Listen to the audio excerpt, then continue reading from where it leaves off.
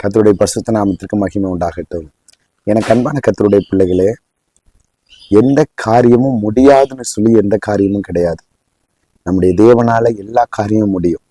உங்க வாழ்க்கையில இதுவரைக்கும் நீங்க எல்லா காரியமும் முடியலைன்னு நீங்க சோர்ந்து போயிருக்கலாம்.